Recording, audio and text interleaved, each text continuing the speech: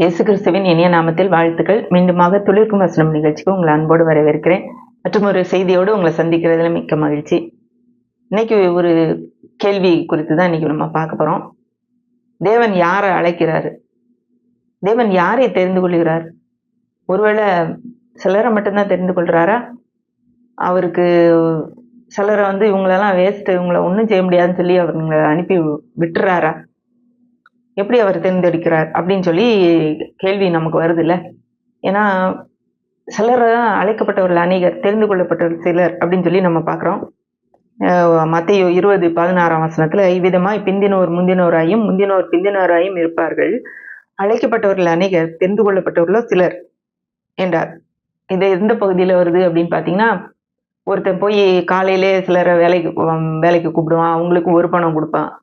சாயங்காலம் வரவங்களுக்கு ஒரு பணம் கொடுப்பான். அந்த இது முடியும் போது ஆண்டவர் இந்த வசனத்தை சொல்றாரு, அழைக்கப்பட்டவர்கள் அநேகர், தெரிந்து கொள்ளப்பட்டவர்களோ சிலர்.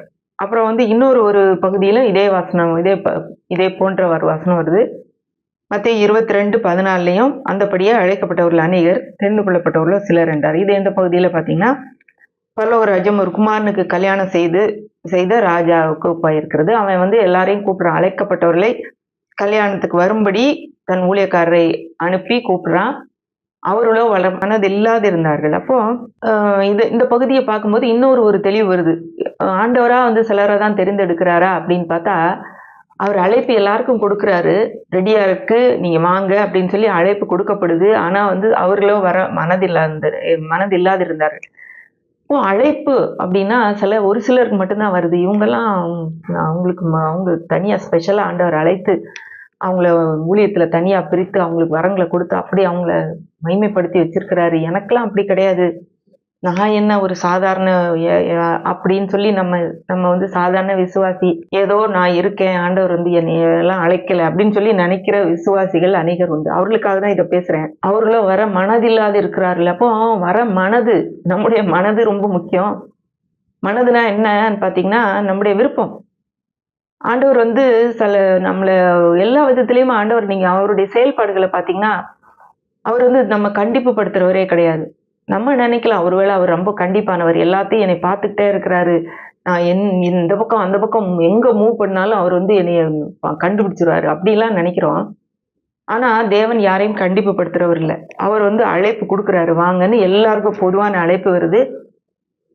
அப்போ இந்த அழைப்பு ஏற்க மனதில்லாத இருந்தவர்கள் நிறைய பேர் இருக்காங்க. அதே மாதிரி ஒருவேளை பெரிய ஊழியர்கள், இப்போ ஆண்டவராலே வல்லமையாய் பயன்படுத்தப்படுபவர்கள் எல்லாம் அழைக்கப்பட்டு அந்த அழைப்பை ஏற்றவர்களா இருப்பார்கள் நான் நம்புறேன். ஏன் இந்த பகுதியை நான் பேசுறேன் அப்படின்னு பாத்தீங்கன்னா, ரோமர் 8:28 அந்த பகுதியை நான் ஒரு நாள் வாசித்து கொண்டிருந்தேன்.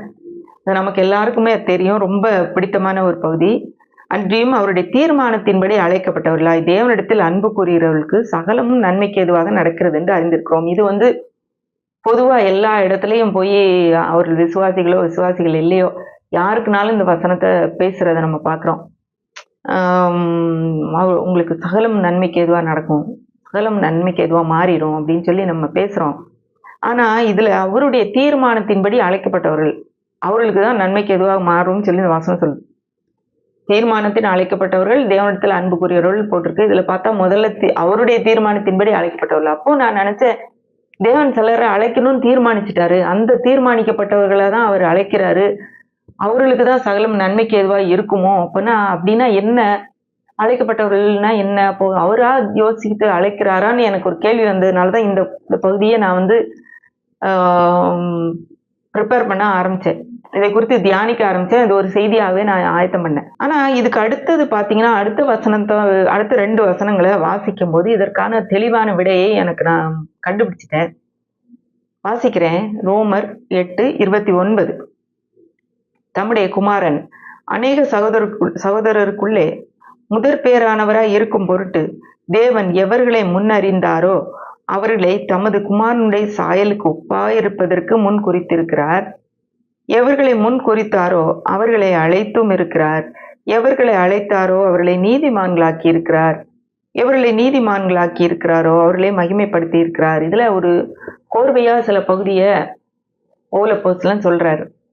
மேலோட்டமாக வாசித்துட்டு போனோம்னா அதுல ஒன்றும் நமக்கு புரியுற மாதிரி இல்லை, ஒரு நல்ல வார்த்தைகள் அப்படின்னு ஏதோ சொல்லிட்டு நம்ம போலாம். அன்றைக்கு நான் இதை தொடர்ந்து இந்த 2 பகுதியும் நான் அந்த 28 ரோமர் 8:28ல அன்றியும் அவருடைய தீர்மானத்தின்படி அழைக்கப்பட்டவர்கள் அப்படிங்கிறத வாசித்துட்டு திரும்ப இங்க வாசிக்கும் போது சில காரியங்கள் தெளிவாக கிடைத்தது. இதுல என்னன்னு பாத்தீங்கன்னா, தேவன் எவர்களை முன் அறிந்தாரோ அவர்களே தம்முடைய குமாரனுடைய சாயலுக்கு ஒப்பாயிருக்கும்படி முன் குறித்திருக்கிறார். அப்போ முதலாவது என்ன வருதுன்னா முன் அறிதல். தேவன் சிலரை முன் அறிந்தார் அவர்களை குமாரனுடைய சாயலுக்காக ஒப்பாகும்படி முன் குறித்திருக்கிறார். இப்போ அவரு சூஸ் பண்ணி வச்சுட்டாரு அப்படின்றத மட்டும் சொல்ல முடியாது. அதுக்கு முன்னாடி முன் அறிதல் அப்படின்னு ஒன்று இருக்கு. அடுத்து பாருங்க, எவர்களை முன் குறித்தாரோ அவர்களை அழைத்தும் இருக்கிறார். இங்க அழைப்பு வருது. அழைப்புன்னு வர்றதுக்கு முன்னாடி முன் அறிந்தல் வருது. முன் குறிக்கிறதற்கு முன் குறித்தலுக்கு முன் அறிந்து குறித்ததுக்கு பிறகுதான் அழைக்கிறாரு. அழைத்ததற்கு பிறகு அவர்களை நீதிமான்களாக்கி இருக்கிறார். அவர்களை நீதிமான்களாக்குனதுனாலே அவர்களை மகிமைப்படுத்தி இருக்கிறார் அப்படின்னு சொல்லி ஒரு கோர்வை நம்ம பார்க்கலாம். ஒரு வசனம் நமக்கு எல்லாருக்கும் தெரிஞ்ச வசனம். அது வந்து நான் நினைக்கிறேன் ரோமர் 9ஆம் அதிகாரத்துல வரும்னு நினைக்கிறேன். ஏசாவை வெறுத்தேன், யாக்கோபையோ சிநேகித்தேன், ஏசாவையே வெறுத்தேன் வரும். இப்போ இந்த வசனம் ஏன் 2 பேரும் ரெட்ட பிள்ளைங்க ஒரே நேரம் பறக்குறாங்க. ஆனா வந்து ஏன் ஆண்டவர் வந்து யாக்கோபை சிநேகிக்கிறாரு, ஏசாவையோ வெறுக்கிறார் அப்படின்னு பாத்தீங்கன்னா, இந்த பகுதியை நாம் அதிலே பொருத்தி பார்க்க வேண்டும். எவர்களை முன் அறிந்தாரோ அவர்களை தன்னுடைய குமாரனுடைய சாயலுக்கு ஒப்பாயிருக்கும்படி முன் குறித்திருக்கிறார். அப்போ யாக்கோபை முன் குறித்திருக்கிறார்னா அவனை முன் அறிந்திருக்கிறார். அதனாலதான் முன் குறித்திருக்கிறார். இவனை முன் குறிக்கல, அதனாலதான் அழைத்தார் யாக்கோபை அப்படின்னு நம்ம பார்க்கலாம். ஏன்னு பாத்தீங்கன்னா, இதுல முன் அறிதல் அப்படின்றத இன்னைக்கு நம்ம கொஞ்சம் யோசித்து பார்க்கலாம். முன் அறிதல் அப்படிங்கும்போது என்னன்னா, தேவனை நம்ம நினைச்சுக்கிறோம், நம்மை போல ஒரு துவக்கமும் முடிவும் உள்ள ஒரு ஆளா நம்ம நினைச்சுக்கிறோம். நமக்கு வந்து ஒரு துவக்கம் இருக்குது. ஆண்டவரை ஏற்றுக்கொண்டவர்கள் அப்படி வந்து நித்திய ஜீவன்ல வாழ்ந்துட்டு இருக்கோம். இப்பயே ஸ்டார்ட் ஆயிடுச்சு. அதுக்கு நம்ம மரணத்துக்கு பிறகும் அது கண்டினியூ ஆகும். அதனால ஸ்டார்ட் ஆயிடுச்சு. ஆனா கூட ஒரு தொடக்கமும் முடிவும் இருக்குது. ஆனால் காலத்தை படைத்தவர் யார் என்று பார்த்தால் தேவன். அவரை காலத்துக்கு கீழே கொண்டு வர முடியாது. அவருக்கு இங்க துவக்கம் இருக்கு, இங்க முடிவு இருக்குன்னு சொல்ல முடியாது. எல்லாவற்றுக்கும் மேலாக இருக்கிறவர், அனைத்தையும் அறிந்தவர். அப்படி இருக்கிற தேவன் முன்னாடியே அறிந்ததுனாலே யாக்கோபு எப்படி இருந்தான் நமக்கே தெரியும். அவனுக்கு இந்த முற்பிதாக்கள்ல இருந்து வருகிற ஆசீர்வாதத்தின் மேல அவ்வளவு ஒரு வாஞ்சை, அவ்வளவு ஒரு விருப்பம். அதாவது தகப்பனுடைய ஆசீர்வாதம் வேணும், அதே மாதிரி முதல் பிறந்தவனுக்குரிய ஆசீர்வாதம் வேணும்ன்ற ஒரு வாஞ்சை. இதெல்லாம் வந்து இதுல ஏதாவது மேஜிக்கோ ஏதோ இருக்கான்னு பார்த்தா இல்ல. ஒரு பொருள், முதல் பிறந்தவனுக்கு ஆசீர்வாதம், தகப்பனுடைய ஆசீர்வாதம்னா அதுல வந்து இவ்வளவு மூட்டையா பணம் கொடுக்குறாங்களான்னு பாத்தீங்கன்னா இல்ல. அது ஒரு ஆவிக்குரிய ஆசீர்வாதம். அது வந்து ஆபிரகாம் இடத்துல இருந்து ஈசாக்குக்கும், ஈசாக்குல இருந்து அப்படியே அவன் ஈசாக்கிட்ட இருந்து அடுத்து போகுது. எங்க போகணும்னா இவன் யாக்கோபு எனக்கு வேணும்னு நினைக்கிறான்.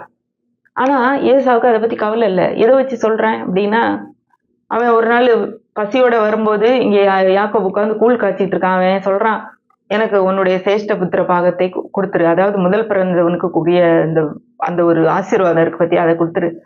இவன் நினைக்கிறான், அது என்ன ஆசீர்வாதம் இருந்து என்ன பிரயோஜனம், இப்ப எனக்கு வயிற்ற நிரப்பலாது, என் வயிறு பசி தான் முக்கியம், அதனால நீ அது தேவையே இல்லை எனக்கு, நான் தான் சாக போறேனே, எனக்கு வயிற்றுக்கு முதல்ல போடுன்னு சொல்லி சாப்பாடை வாங்கிட்டு அதுக்கு அந்த கூழ் தான் முக்கியம், அதுக்காக அந்த அதாவது எக்ஸ்சேஞ்ச் பண்ணிட்டான் பாருங்க. அப்போ எவ்வளவு தூரம் அதை மதிப்பு கொடுத்துருக்கிறான். ஒரு கப்பு கூழுக்காக தன்னுடைய சேஷ்ட புத்திர பாகத்தை வித்து போடுறான். அப்போ அவனுக்கு அந்த கூழும் சேஷ்ட புத்திர பாகமும் சமமா தெரியுது. ஆனா யாக்கோபுக்கு அப்படி தெரியல. இவன் எப்படியாவது அந்த ஆசீர்வாதம், ஆவிக்குரிய ஆசீர்வாதம் தனக்கு வேணும், அடுத்து ஏமாத்தியாவது அப்பாட்ட போய் ஆசீர்வாதத்தை வாங்கிடணும். ஏன்னா அப்பா வந்து மூட்டை மூட்டையா ஏதாவது அள்ளி கொடுத்தாரே, அவனுக்கு ஒண்ணுமே இல்லை, பேசுறாரு சில வார்த்தைகளை. அந்த ஆசீர்வாதத்தின் மேல் அவன் வாஞ்சியா இருந்ததுனாலதான் சிநேகித்தேன்றாரு. அப்போ யாரோ சிலரை ஏன் தேவன் அழைக்கிறாருன்னு பாத்தீங்கன்னா, உங்களை ஏன் அழைச்சிருக்காருன்னா, என்னை ஏன் அழைச்சிருக்கிறான்னு பாத்தீங்கன்னா, நமக்குள்ளே ஏதோ ஒரு பகுதியிலே நாம் தேவனை தேட வேண்டும் என்ற ஒரு வாஞ்சை இருந்திருக்கு. ஆபிரகாமை ஏன் அழைச்சிருப்பாரு அப்படின்னா, அவனுக்குள்ளே அப்படிதான். ஒருவேளை அவன் சந்திர கடவுளை, சந்திரனை தான் கும்பிட்டு வணங்கிக்கிட்டு இருந்திருக்கிறான் அப்படின்னு சொல்றாங்க. மூன் காடை தான் வணங்கினான். அப்படிப்பட்ட கடவுளே அறியாத ஒரு சூழ்நிலையில் இருந்தவனுக்குள்ளும் ஒரு ஏதோ ஒன்று உண்மையான கடவுளை அறிய வேண்டும் என்ற ஒரு தாகத்தை பார்க்கிறார். அவர் அழைக்கிறார். ஒரு வசனம் இருக்குது, தம்மை பற்றி உத்தம இருதயத்தோட இருக்கிறவர்களை, அந்த வசனமா என்னன்னு தெரியல. அதாவது அறியும்படி பூமி கர்த்தருடைய கண்கள் பூமி எங்கும் உலாவிக் கொண்டு இருக்கிறது. எனக்கு அது பகுதி மட்டும் தான் இப்ப நினைவுக்கு வருது. கர்த்தருடைய கண்கள் பூமி எங்கும் உலாவிக் கொண்டு இருக்கிறது. அப்போ ஒவ்வொருத்தரையும் பார்த்துக்கிட்டே இருக்குது. அப்படி அறிந்தவர்களை தான் அழைக்கிறாரு. அவர் அறிந்தவர்களை தான் முன் குறிக்கிறாரு. அப்போ யாக்கோப வெறுத்தேன்னா அவர் வந்து இவனை பிடிக்கல, இவனை பிடிக்குது, உன்னை பார்த்தா நல்லா இல்ல, நீ அதனால நீ வேண்டாம், இவனை பார்த்தா நல்லா இருக்கு, இவன் வேணும், இவன் ரொம்ப நல்லா படிக்கிறான், இல்ல இவங்களுக்கு நல்ல அந்தஸ்து இருக்கு, இந்த குடும்பத்துல ஒரு பிறந்திருக்கிறாங்க, அதனால அவங்கள நம்ம தெரிந்துக்கலாம் அப்படின்னு சொல்லி ஆண்டவர் அப்படிப்பட்ட ஒரு விதத்துல அழைக்கிறாரா? இல்லைங்க. நம்முடைய நம்மை அறிந்ததுனாலே அவர் அழைத்திருக்கிறார். நம்ம ஒவ்வொருவரையும் அறிந்ததுனாலே அழைத்திருக்கிறார். ஏன்னா உள்ளுக்குள்ளே ஏதோ ஒரு விதத்துல நாம் ஆண்டவரை தேட வேண்டும் என்ற வாஞ்சை இருந்ததுனால தான் இன்றைக்கு இதையே நீங்க பார்த்துட்டு இருக்கீங்க. இல்லைன்னா நீங்க இதை பார்க்கறதுக்கு வாய்ப்பே இல்லை. ஏன்னா எத்தனையோ காரியங்களுக்கு உலகத்துல செய்யறதுக்கு யூடியூப்ல எத்தனையோ இன்ட்ரெஸ்டிங்கான காரியங்கள் இருக்குது. ஆனா அதையெல்லாம் விட்டுட்டு இந்த ஒரு வேத வசனத்தை கேட்க வேண்டும் என்ற வாஞ்சை வருது பாருங்க. அதுவே நீங்கள் ஆண்டவராலே அழைக்கப்பட்டவர்கள் என்பதற்கு முக்கியமான ஒரு அத்தாட்சி. ஏன்னா ஆண்டவரால அழைக்கப்படலைன்னா இந்த மாதிரி வசனங்களை உட்கார்ந்து கேட்டுக்கிட்டு இருக்க மாட்டீங்க. ஏன்னா அந்த வாஞ்சை இருக்கிறதுக்கு வாய்ப்பே இல்லை. ஏனென்றால் நம்மை முன் அறிந்ததினாலே, நம் ஒவ்வொருவருடைய உள்ளத்தின் ஆழத்தையும் அறிந்ததினாலே முன் குறித்திருக்கிறார். முன் குறித்ததினாலே அழைத்திருக்கிறார். அழைத்ததினாலே நம்மளை நீதிமான் ஆக்கி இருக்கிறார். நம்முடைய கிரியையினாலே அல்ல, நீதிமான் ஆக்கி இருக்கிறாரு. நீதிமான் ஆக்குனதுனாலே நம்மை மகிமைப்படுத்தி வைத்திருக்கிறார். ஒருவேளை நீங்க சொல்லலாம், நான் எங்க மகிமையா இருக்கேன், கடவுளை அறியாத எத்தனையோ பேர் நல்லா நல்லா இருக்கிறாங்களே, அவங்களுக்கு எந்த குறைவும் இல்லையே, ஆனா நான் ஆண்டவரை அறிந்த நான் குறைந்து தானே போயிருக்கேன், என்னை மகிமைப்படுத்தலையே தேவன் நினைக்கலாம். ஆனா நீங்க உங்களுக்கு தெரியாத விதத்திலே மற்றவர்கள் முன்பாக நீங்கள் மகிமைப்படுத்தி இருக்கிறீர்கள். மற்றவர்கள் உங்களை ஏறிட்டு பார்ப்பாங்க, இவங்க எப்படி இப்படி இருக்கிறாங்க, இந்த சூழ்நிலையிலும் எப்படி இவ்வளவு சந்தோஷமா இருக்கிறாங்க, எப்படி இந்த சூழ்நிலையில கடந்து வர்றாங்க, இவர்கள் ஏன் இப்படி வித்தியாசமா இருக்கிறாங்க, இவர்கள் முகங்கள் எப்பொழுதுமே பிரகாசமா இருக்குதே, இவர்களுக்குள்ள ஏதோ ஒரு வித்தியாசத்தை பார்க்கிறேனே என்று சொல்லி அடிமையா இருந்த தானியேலையும் அவனுடைய கூட இருந்த நண்பர்கள், அவர்களுக்குள்ளே ஒரு வித்தியாசத்தை பார்த்தான் பாருங்க. இந்த ராஜா தானியேலுடைய நண்பர்கள் 3 பேரும் எரிகிற சூளைக்குள்ள போட்ட போவது கூட, 7 மடங்கு போட்ட போது கூட அவங்கள ஒன்றுமே தீமை நடக்கல. அவங்கள தூக்கிட்டு போனவங்களாம் செத்து போறாங்க. இவர்களிலே ஏதோ ஒரு வித்தியாசம் இருக்கு. அப்போ அவர்களுக்குள்ளே இருந்த அந்த ஒரு அழைப்பு மற்றவர்களுக்கு அது மகிமையாக காண்பித்தார். எல்லாருமே சுத்தி வந்து பாக்குறாங்க, அவங்க மேல மோந்தெல்லாம் பாக்குறாங்க, ஒரு வாசனை கூட இல்ல, அக்கினியின் மனம் கூட அவங்க மேல வீசலையாம். அவ்வளவு அதிகமாக தேவன் அவர்களை மகிமைப்படுத்தினார். இவ்வளவுக்கும் அவங்க அடிமைகள் தான். அப்போ இது எவ்வளவு ஒரு முக்கியமான ஒரு காரியம் பாருங்க. எவர்களை முன் அறிந்தாரோ அவர்களை தம்முடைய குமாரனுடைய சாயலுக்கு ஒப்பாகும்படி முன் குறித்து வைக்கிறாரு. அவங்களை குறிச்சிட்டாரு, உங்களை குறிச்சு வச்சிருக்கிறாரு, என்னை குறிச்சு வச்சிருக்கிறாரு. எவர்களை முன் குறித்தாரோ அவர்களை அழைத்து இருக்கிறார். நம்மளை கால் பண்றாரு, நம்மளை ஊழியத்துக்கு என்று நம்முடைய காரியங்களை செய்யறதுக்கு அழைக்கிறார். அவருடைய காரியங்களை செய்யறதுக்கு அழைத்தவர்களை நீதிமான்களாக்கி இருக்கிறார். அவர் தான் நீதிமான் ஆக்குறாரு. இவங்க நல்லா திடகாத்திரமா இருக்கிறாங்க, இன்டர்வியூல இவங்க பாஸ் பண்ணிடுவாங்கன்றதுனால இல்ல. நமக்கு வேதத்துல கூட ஒரு வசனம் வருது, ஞானிகளை வெட்கப்படுத்தும்படி உலகத்தில் தேவன் பைத்தியமானவர்களை தெரிந்தெடுத்தார்.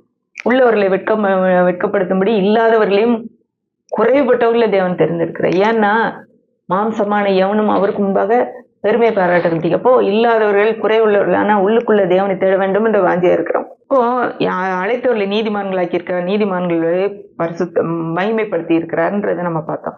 நான் இதை வாசித்து கொண்டே இருக்கும்போதே எனக்கு வந்து ஆராய்ந்து நம்மளை அறிந்திருக்கிறார் அப்படிங்கிற போது சங்கீதம் 139 வந்து என்னுடைய மனதுக்கு வந்தது. அதை தொடர்ந்து நான் தியானித்துட்டே வந்தேன். அதுல பாத்தீங்கன்னா சங்கீதம் 139 1ஆம் வசனம், கர்த்தாவே நீர் என்னை ஆராய்ந்து அறிந்திருக்கிறீர். இதை எழுதினது தாவீது. இந்த வசனத்தை எழுதும்போது அவன் உள்ளத்துக்குள்ள அவன் எவ்வளவு தூரம் ஆண்டவரோடு வாஞ்சையா இருந்தான் என்பதை ஆண்டவர் ஆராய்ந்திருக்கிறார் என்பதை வச்சுதான் அவன் எழுதுறான். இதை எழுதும்போது அவனுக்கு வந்து பாத்தீங்கன்னா அவனுடைய வீட்டுல யாரும் அவனை வந்து ரொம்ப அப்ரிஷியேட் பண்ணி அவனை எல்லா நேரமும், நம்ம நினைக்கிறோம் இப்பெல்லாம் சொல்றாங்க பிள்ளைங்களை உற்சாகப்படுத்துங்க, அவங்களை எப்பயும் அவங்கள நல்லா என்கரேஜ் பண்ணுங்க, அவங்கள டிஸ்கரேஜ் பண்ணாதீங்க, அவங்களுக்கு ரொம்ப ஸ்ட்ரெஸ் இருக்குது, அவங்க வந்து ஸ்ட்ரெஸ் இல்லாம இருக்க வச்சுக்கோங்க அப்படிலாம் நம்ம பேசுறோம். ஆனா அவனுக்கு தாவீதுக்கு யாரு ஒருத்தரும் அவன கண்டுக்கல. அவங்க வீட்ல ஒரு பெரிய விசேஷம் நடக்குது. ராஜா அந்த வீட்ல இருந்து தான் செலக்ட் ஆக போறான். அந்த வீட்டு பிள்ளைங்கள்ல. இவன் வந்து மாடு மேய்க்க தான் லாயக்குன்னு சொல்லி இவன அனுப்பிட்டாங்க. இவன் வெளிய தான் கிடந்தான். கடைசியில சாமுவேல் வந்து கண்டிப்பா அவன் வரணும்னு சொல்லி அவங்க அப்பாட்ட நீ அவன் வந்தா தான் நான் சாப்பிடுவேன்னு நின்னதுனால அன்றைக்கு தாவீது அழைத்து வரப்பட்டான். அவங்க அண்ணனால வெறுக்கப்பட்டவன்.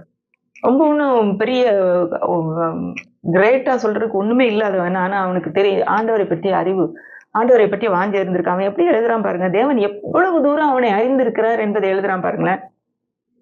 அதே இது நமக்கும் இன்னைக்கு நம்மையே யோசிச்சு பார்ப்போம். என் உட்காருதலையும் என் எழுந்திருக்குதலையும் நீர் அறிந்திருக்கிறீர். நம்ம உட்கார்ந்தாலும் அவருக்கு தெரியுமா? எந்திரிச்சாலும் அவருக்கு தெரியுமா? நம்முடைய பிள்ளைகளை கூட நம்ம அப்படி அறியறது இல்ல. நம்ம சின்ன குழந்தைகளா இருந்தா கூட அவங்களுடைய எல்லா நேரத்திலயும் அவங்கள பார்க்க முடியாது. சில நேரத்துல நம்ம தூங்கிடுறோம். சில நேரத்துல அந்த இடத்த விட்டு வெளியே போயிடுறோம். ஆனா தேவன் நம்ம உட்கார்ந்தாலும் தெரியுமா? எழுந்திருச்சாலும் தெரியுமா? அவ்வளவு தூரம் நம்ம அறிந்து வைத்திருக்கிறார். என் நினைவுகளை தூரத்திலிருந்து அறிகிறார் போட்டிருக்கு. ஏன்னா யோசிக்கிறத தூரத்துல இருந்தே தெரிஞ்சிருமா? இப்ப நம்ம ஒருத்தங்க நம்ம முன்னாடி இருக்கிறாங்க. இப்ப நீங்களே என்னை பாக்குறீங்க. நான் என்ன யோசிக்கிறேன்னு சொல்லி உங்களுக்கு தெரியாது. அப்போ என்னுடைய நினைவுகளை தூரத்திலிருந்து அறிகிற தேவன் அவர். அடுத்தது உட்காருதலே எந்திரிக்கிறது மட்டும் இல்ல. நடந்தாலும் படுத்திருந்தாலும் என்னை சூழ்ந்து இருக்கிறீர். நான் நடந்து போனா கூட இல்ல படுத்திருந்தா கூட என்னை சுற்றிலும் இருக்கிறார். அவருடைய அறிவு எவ்வளவு தூரம் இருக்கு பாருங்க. அவருடைய அவர் வந்து எப்பயுமே என்னை சுற்றிலும் இருக்கிறார். அவருக்கு பின்னாடி என் கை பின்னாடி என்னத்தையாவது ஒளிச்சு வச்சுக்கலாம். முதுகு பின்னாடி அவருக்கு தெரியாம அப்படிலாம் கிடையாது. சூழ்ந்து இருக்கிறார். என் வழிகள் எல்லாம் நமக்கு தெரியும். எந்த வழியில இன்னைக்கு போறாங்க? இந்த வழிதான் போறாளா? இதுலதான் நடக்க போறாளா? இந்த காரியத்தை இப்படிதான் செய்ய போறாளா? இந்த காரியம் இப்படிதான் பிளான் பண்ணியிருக்கிறான்னு சொல்லி முதல்ல அவருக்கு தெரியும். அடுத்தது 4ஆம் வசனத்தை வாசிக்கிறேன். என் நாவில் சொல் பிறவாததுக்கு முன்னே இதோ கர்த்தாவே அதையெல்லாம் நீர் அறிந்திருக்கிறீர். அதாவது நமக்கெல்லாம் வாயை திறந்து இப்ப நான் பேசும்போதுதான் உங்களுக்கு தெரியுது. அப்போ என்னுடைய வாயிலிருந்து வார்த்தை வர்றதுக்கு முன்னாடியே அவர் இதோ கர்த்தாவே எல்லாவற்றையும் அறிந்திருக்கு. வாயில வார்த்தை வர்றதுக்கு முன்னாடியே உமக்கு தெரியும்ப்பா அப்படின்னு சொல்றான். அடுத்தது 5ஆம் வசனம் பாருங்க. முற்புறத்திலும் பிற்புறத்திலும் நீர் என்னை நெருக்கி உமது கரத்தை என் மேல் வைக்கிறீர். இந்த சில நேரத்துல நினைக்கலாம் போட்டு நம்மளை நெருக்கி வைக்கிறாரு அப்படியே. ஆனா அப்படி இதுக்கு முன்னாடி உள்ளதும் பின்னாடி உள்ளதையும் பார்க்கும்போது அடுத்த வசனத்துல பாருங்க. இந்த அறிவு எனக்கு மிகுந்த ஆச்சரியம், எனக்கு எட்டாத உயரமா இருக்கிறது. அப்படிங்கும்போது ஆச்சரியப்படுறது ஒரு நல்ல காரியத்தை குறித்து தான் ஆச்சரியப்படுவோம். ஒருத்தவங்க போட்டு நம்மளை டார்ச்சர் பண்றதை பத்தி ஆச்சரியப்பட மாட்டான். அது வந்து வேதனை தான் படுவான். ஆனா இவன் ஆச்சரியப்படுறான்னா அதுக்கு முந்தினத்துல அவர் வந்து எல்லா நேரமும் என்னை சுற்றிலே இருக்கிறாரே, எனக்கு நெருங்கியே இருக்கிறாரே, என் கரத்தை கூட ஆசீர்வதிக்கிறதுக்காக அவருடைய கரத்தை என் மேல வைக்கிறாரு. தாவீது என்னைக்காவது தப்பு பண்ணல அப்படின்னு நீங்க யோசிச்சு பாத்தீங்கன்னா அவன் நிறைய தப்பு பண்ணியிருக்காங்க.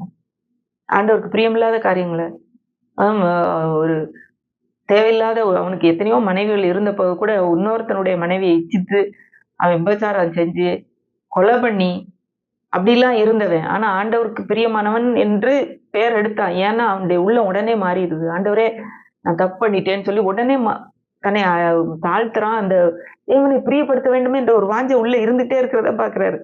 இப்போ அவருடைய கரம் வந்து நம்ம மேல எந்த நேரம் நம்மளை சபிக்கிறதுக்காக இல்ல, ஆண்டவரை நம்மை ஆசீர்வதிப்பதற்காக வைக்கிறார்.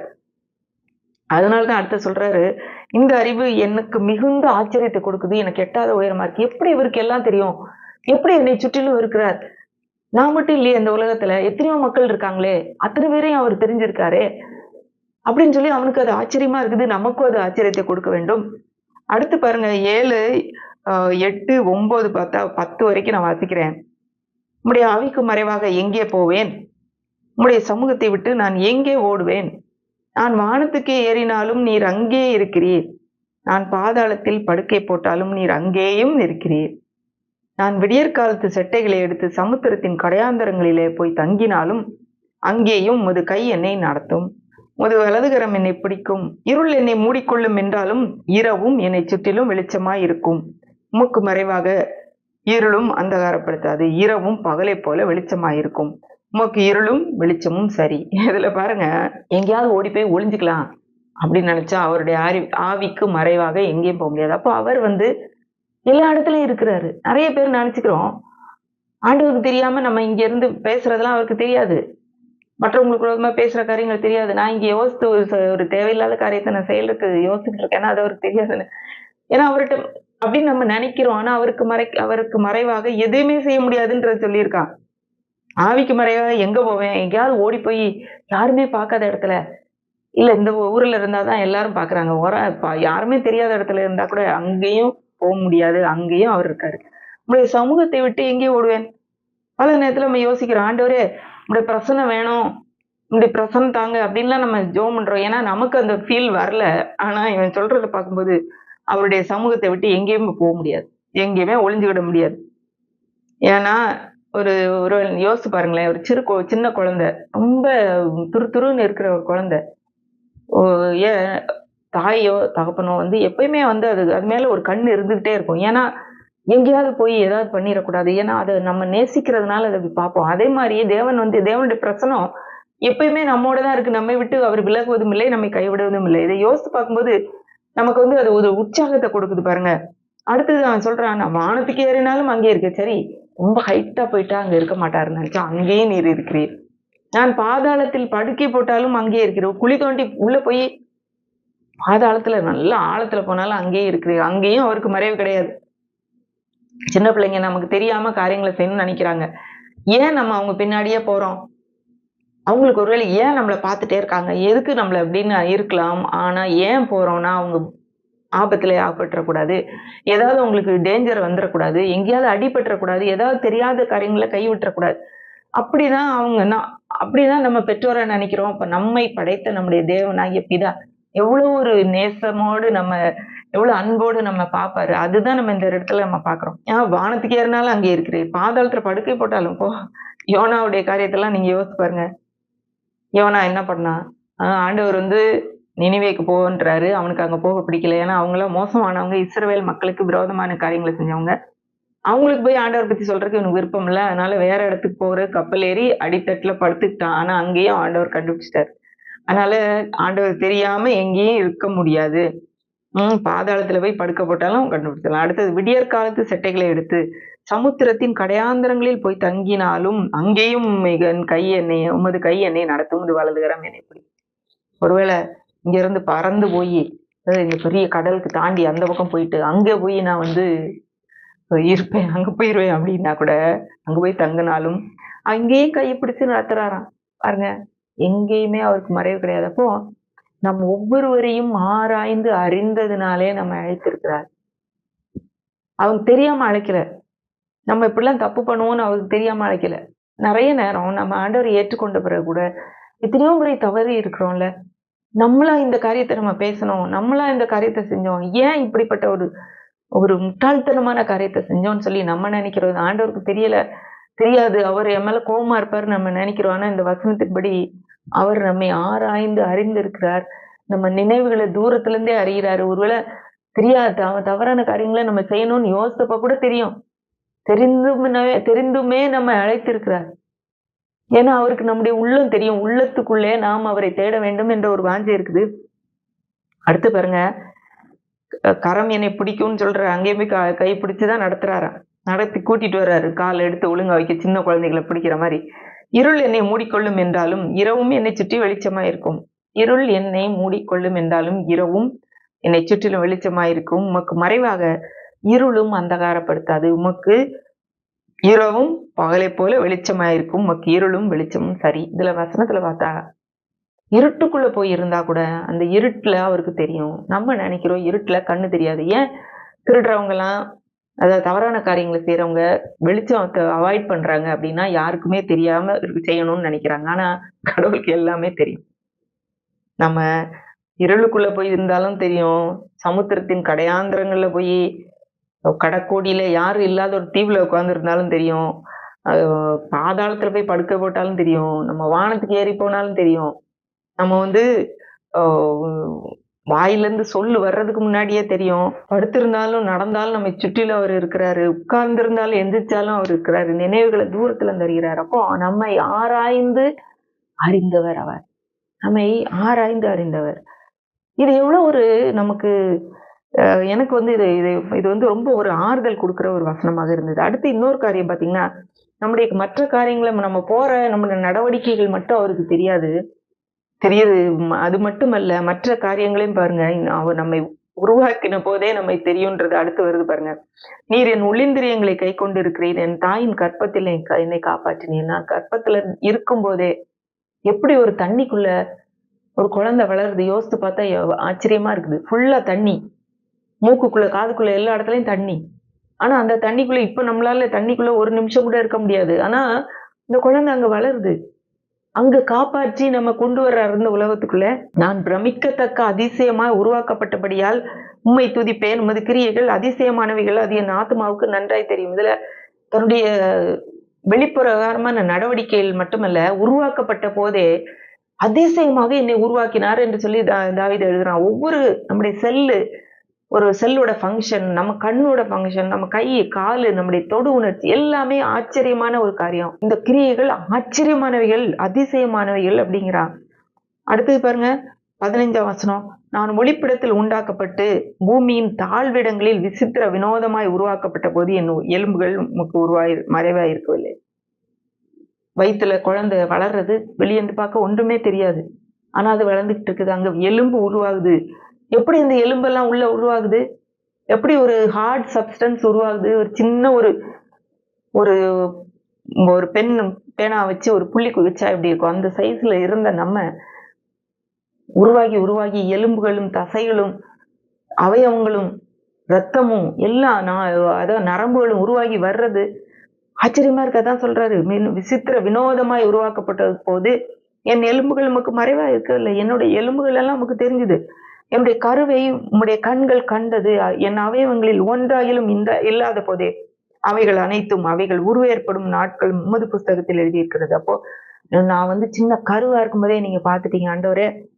அதுல ஒண்ணுமே இல்லாத போதே அவைகள் எவ்வளவு நாள் உருவாகும், அதுல என்னென்ன அவயவம்லாம் இருக்கும் எல்லாத்தையும் நீங்க எழுதி வச்சிருக்கீங்க ஆண்டவரே அப்படின்னு சொல்றான். அப்போ நம்முடைய உள்ள காரியங்கள், நம்முடைய சரீரத்துல உள்ள காரியங்கள் நம்ம உருவாகிறதுக்கு முன்னே தாயின் கற்பத்துல இருக்கும்போதே எல்லாவற்றையும் ஆராய்ந்தவர்.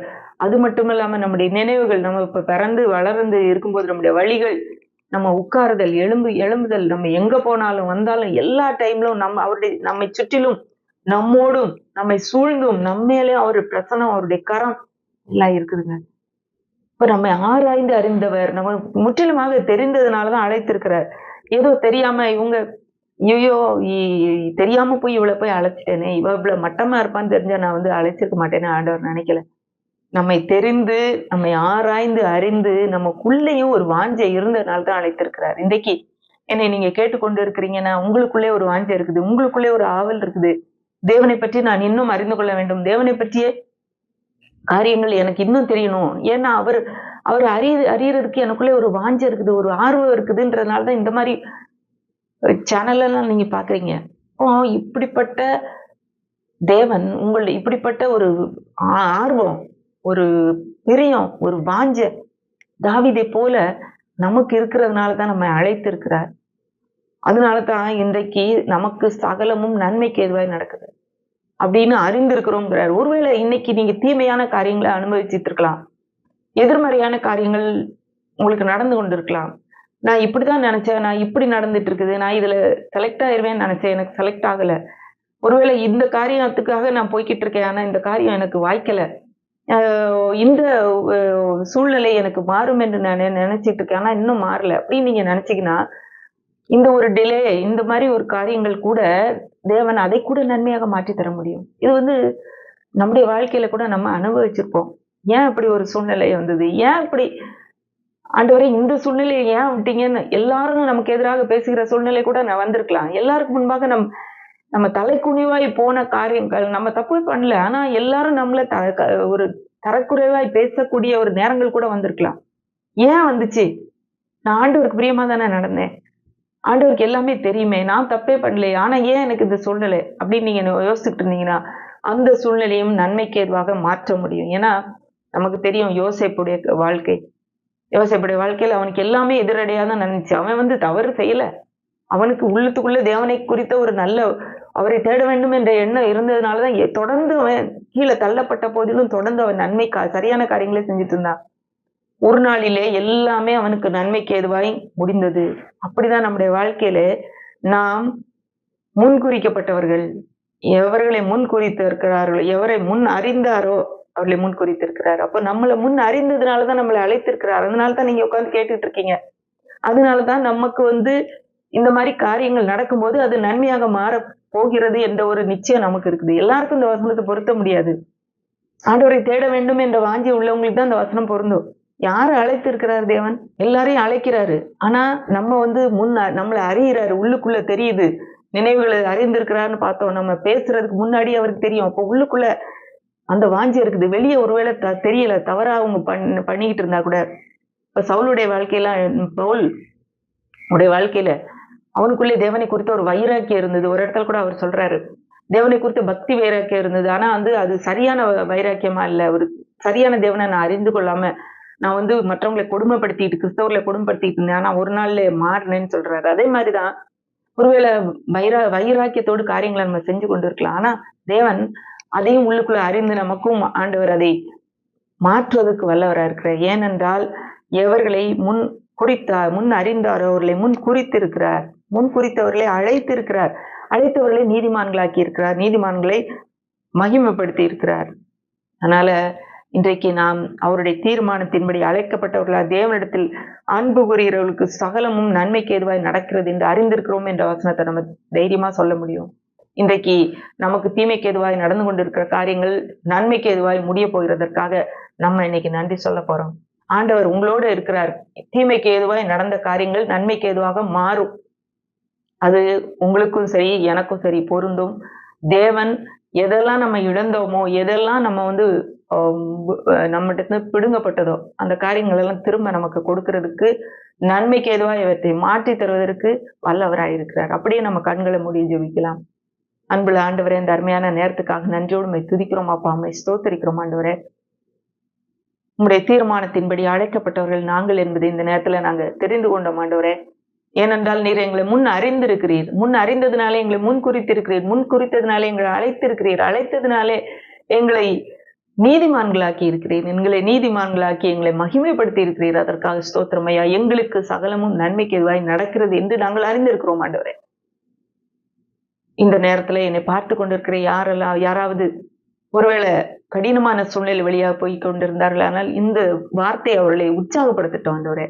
சகலமும் நன்மைக்கு அதுவாய் மாற்றி தருகிற தேவனை அவர்களுக்கு உறுதியாக பற்றி கொள்ள உதவி செய்யுங்க ஆண்டவரே. உம்முடைய தீர்மானத்தின்படி அவர்கள் அழைக்கப்பட்டவர்கள் என்பதை கர்த்தாவே உறுதியாக நம்புறதுக்கு நீங்க உதவி செய்யுங்க. இந்த சூழ்நிலையிலிருந்து இந்த சூழ்நிலையை நீங்கள் மாற்றி ஆண்டவரே அதை நன்மையாக மாற்றி தருவீர் என்ற ஒரு நம்பிக்கையை நீங்க அவங்களுக்கு கொடுத்ததுக்காக ஸ்தோத்திரம். தொடர்ந்து இந்த நேரத்துல கர்த்தாவே எந்த பிரச்சனையில அவர்கள் இருந்தாலும், எந்த ஒரு சூழ்நிலையில இருந்தாலும் நான் விடுதலையும் வெற்றியை நான் பேசுறேன். அவருடைய எதிர்காலம் பிரகாசமா இருக்கிறதற்காக நன்றி. தொடர்ந்து ஒவ்வொருவரையும் உடைய நாமத்தினால நான் ஆசீர்வதிக்கிறேன் ஆண்டவரே. இந்த வார்த்தை எங்கெல்லாம் கடந்து செல்லுதோ அந்த இடத்துல எல்லாம் விடுதலையும் வெற்றியும் சமாதானம் சுகமும் ஆண்டவரே நடக்கிறதற்காக நன்றி நன்றி நன்றி. உங்களுடைய நாமத்தை மகிமைப்படுத்துங்க, ஆசீர்வதிங்க. இயேசு மூலம் தாழ்மை கேட்கிறோம் பிதாவே. ஆமென்.